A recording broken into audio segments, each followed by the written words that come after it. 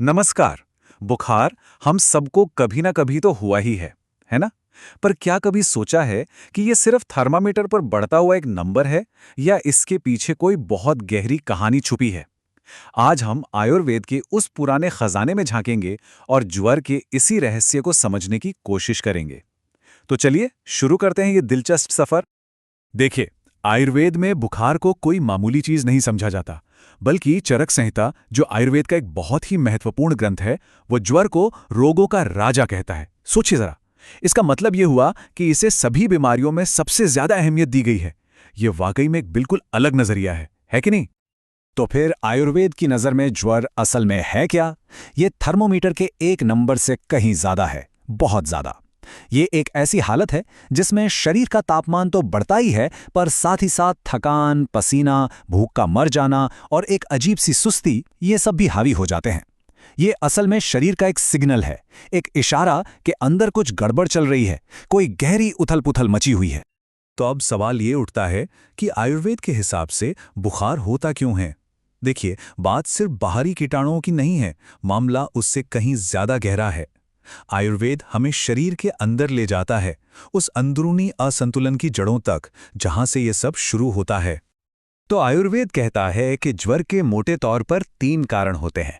सबसे पहला है हमारे शरीर की जो 3 मेन एनर्जी हैं, वात, पित्त और कफ, उनका बैलेंस बिगड़ जाना। दूसरा है आम का बनना, ये क्या है इस पर हम अभी बात करेंगे। और हाँ, तीसरा है बाहरी कारण, जैसे कोई इन्फेक्शन हो गया, मौसम बदल गया या फिर बहुत ज्यादा स्ट्रेस ले लिया। तो ये आम आखिर है क्या भला? देखिए, ये आयुर्वेद का एक बहुत ही कमाल का कॉन्सेप्ट है।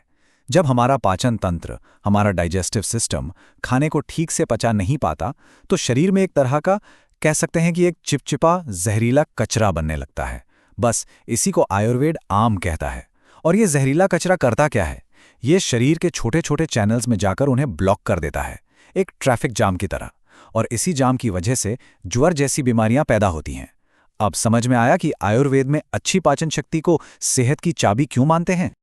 अच्छा, तो जब किसी को ज्वर होता है तो एक आयुर्वेदिक वैद्य उसकी जांच कैसे करता है? ये प्रोसेस ना किसी जासूसी से कम नहीं है। वैद्य एक एक सुराग को जोड़कर बीमारी की असली जड़ तक पहुंचने की कोशिश करता है। तो ये जासूसी होती कैसे है? वो कौन से तरीके हैं जिनसे एक आयुर्वेदिक डॉक्टर बुखार के पीछे की पूरी कहानी का पर्दाफाश करता है? चलिए इस जांच के तरीकों पर जरा एक नजर डालते हैं। इस पूरी जांच को त्रिविध परीक्षा कहा जाता है, मतलब जांच के 3 मुख्य हिस्से। पहला है दर्शन, यानी सिर्फ देखकर जांच करना। दूसरा है स्पर्शन, यानी छूकर महसूस करके पता लगाना। और तीसरा है प्रश्न, यानी मरीज से सवाल जवाब करके जानकारी इकट्ठा करना। ये एक बहुत ही होलिस्टिक अप्रोच है। और इन 3 तरीकों से मिलती है बहुत जरूरी जानकारी।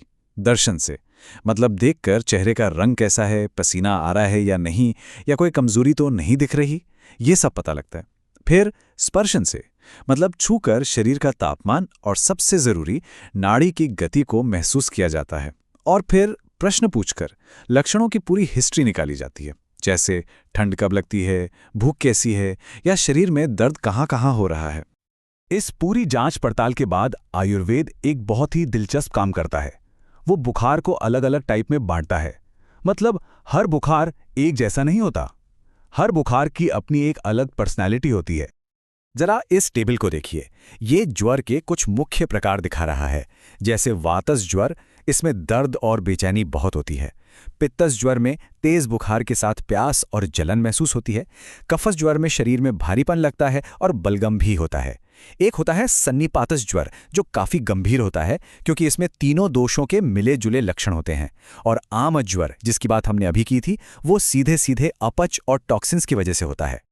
तो हमने कारण समझ लिए, जांच के तरीके देख लिए और ज्वर के अलग अलग प्रकार भी जान लिए। अब इन सारे सुरागों को एक साथ रखकर एक आयुर्वेदिक वैद्य आखिरी नतीजे पर कैसे पहुंचता है?